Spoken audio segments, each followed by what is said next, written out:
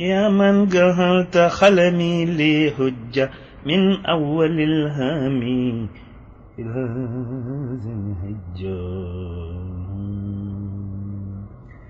يا من جهلت خلمي لي حجة من أول الهام إلى ذي الحجة. يا من جهلت لي كل يوم فوق صلاة قبل وصوم. ولي جهلت بك كل شهر فوق عبادات الورى في الدهر.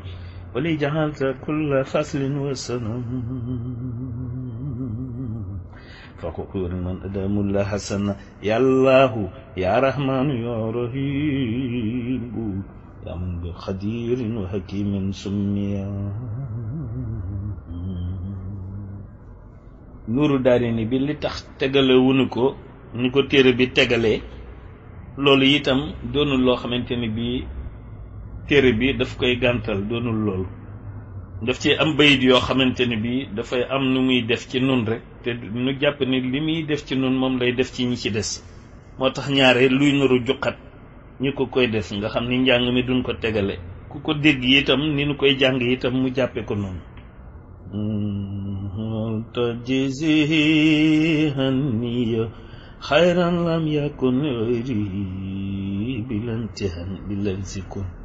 وأشهد لي اليوم بكوني عبدك خديمه عند جميع جندك. عليه الصلاة والسلام lay wax rek yonent bi waaw ni ko nag na ko récompenser ci man aw yiw woo xamante ni bi du am fu muy yem, du jeex ci sa kun fa yakun gi. واشهد لي اليوم بكوني عبدك خديمه عند جميع جندك.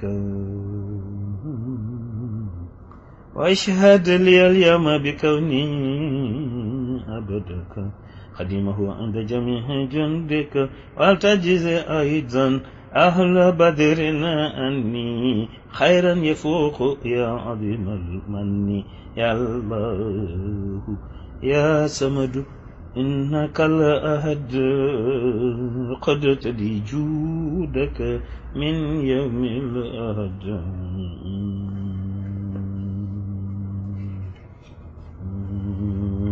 يا الله يا سمد إنك الأحد وخدت لي جودك من يوم الأحد. صلي وسلم سرمدا على النبي ناسك الأقرب وأجنبي سيدنا محمد والآل سبي في الليل والمآل.